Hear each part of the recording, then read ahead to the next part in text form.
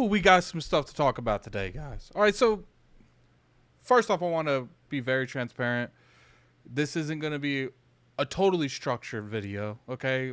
A lot of them I'm going to wing it. All right? Let's talk about Game Pass helping or hurting the industry. It's been a huge topic here recently, it's been a topic for the longest time, but I've noticed a lot of pushback here lately. And is there some realms of truth behind some of the individuals' fear that Game Pass could disrupt the industry? I would say yes.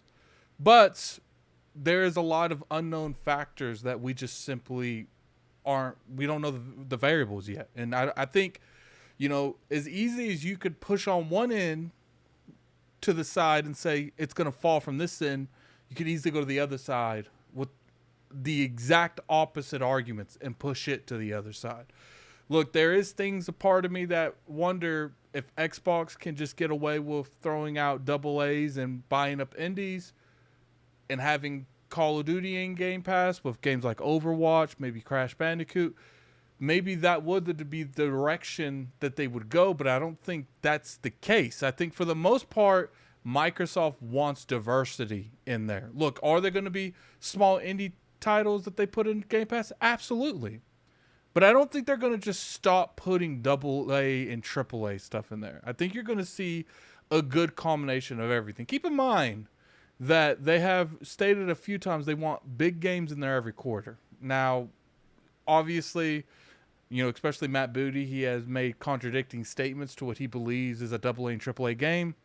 I think some of those words some of those sentences he said was took out of context a little bit, and I think maybe he could have, rearranged some things he says. It's kind of like the Phil Spencer thing when he says he can't compete on a bar for bar kind of thing when it comes to the console race. It's like, look, just Starfield isn't going to do anything. There's a variety of things we need to do. I think that's the same thing that happened with Matt Booty. But anyway, that's besides the point.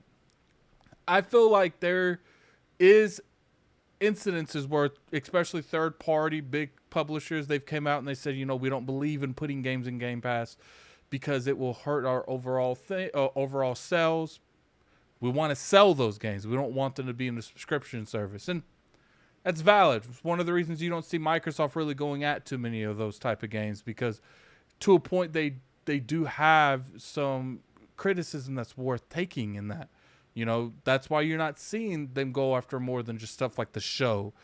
For the most part, Microsoft does aim when it comes to second and third party. They aim for the secondary kind of stuff, the Persona games. It's not Persona 6 or their new IP or any big game from Ubisoft or EA for that matter. You get a lot of different type of games, and I think a lot of that has to do with variety. Now let's go over some of the studios that has helped Microsoft and the studios they were working with succeed more. First thing I want to say is recently, EXO Primal. People want to use games like this as Game Pass fodder. And to a point, I can understand that. But I think people need to stop being so selfish when they have these subscription services. If you're a subscriber to Netflix, are you entitled to want Netflix to make movies and TV shows dedicated to only your type? No, because then Netflix would be out of business. You have to be diverse in this business. You have to give a variety of content to a variety of different people that consume that product, because that's the only way to keep people in the service for long amounts of time. Now, let's go to something like what the Yakuza director said. He said that Game Pass has helped the series grow. I think you can make this about Persona as well. Persona, for the longest time, wasn't really a huge lover when it comes to the Xbox platform, and even Yakuza. I think that's one of the reasons that they missed so many times coming to the Xbox platform. But you can say that when it comes to Game Pass and being implemented into Game Pass, that it has gave them enough opportunity to get seen by all these newer consumers. So now when they make the next Yakuza, the Yakuza Like a Dragon Wealth, they might potentially have higher sales because so many people had such a low entry point to get to Yakuza Like a Dragon. So now obviously some of those people was like, yo, I really enjoyed the game. I'm actually willing to spend money for wealth. Now, obviously, is that to a huge degree? We don't know. We have to see more when it comes to these next games that's coming out for Game Pass. Now, let's talk a little bit about some of the other games that's came out. There's obviously stuff like Persona, Yakuza. I would say, a lot of games particularly have been helped by Game Pass, but there are negatives when it comes to Game Pass. And a lot of that isn't Xbox's fault. Now let's talk about Outriders. Outriders came out, and I think you can argue that without Game Pass, Outriders wouldn't have seen the amount of success that it had. But unfortunately, We People Fly, or People Can Fly, I can't remember their exact name, they signed a publishing deal with Square Enix, and for the most part, they went behind their back and made that deal with Xbox, putting the service on Xbox, and they took all that money, and they didn't have to share any of it with People Can Fly. And I think that's really grimy. When you look at something like MLB The Show, it looks like MLB the company is the one that made that deal with Microsoft to put that game on Game Pass. And even though I do think PlayStation could have stopped it in some way, shape, or form, even going out and hitting the nuke button and saying, I'm not going to make that game anymore because I don't want to go to my competition, they had to bend the knee to some degree because that game is profitable and they needed to make that. Look, I'm not saying I know 100% what's going to happen with Game Pass in the long term of things. I don't think no one knows that. But I do think that with the entry, it just games, especially Japanese games, JRPGs, anything related to that vein, them games being on Game Pass shows the Xbox ecosystem. We know that these aren't the general type of games that you're willing to play. We know that. But we're going to put them in Game Pass, and we're going to let you try them out. And if you like them, maybe you'll try out more stuff, Going into something like Dragon Quest 11, playing Dragon Quest 11, you really enjoyed it. Maybe when Persona came out and you saw it was turn-based and you saw it had that same vein of gameplay, you're willing to give that an opportunity. I think that is a huge part of this. Now, obviously when it comes to Final Fantasy, there's simply just business deals going on and preventing you from actually being able to play these games. And that's just business. Is Game Pass going to shake stuff up in a huge negative way in the future? You can argue, and some good arguments do make sense, but I do think that right now it's just too soon to tell because Game Pass has been around for a little bit, but I think they've been really amping it up the past couple of years, especially MLB The Show, Outriders. We didn't really see Game Pass in that degree to that point. Now, you can make an argument on what does Game Pass look like when Microsoft gets this engine going, where we're going to make games every 3 months. We're going to fill it out with AA and indies. What does Game Pass look like then? Do they pull away from third-party support? That's debatable. That's up in the air. And that's why I feel like as of right now, especially when it comes to, monetary value in the gaming industry, that's the biggest thing I will give people that make that argument.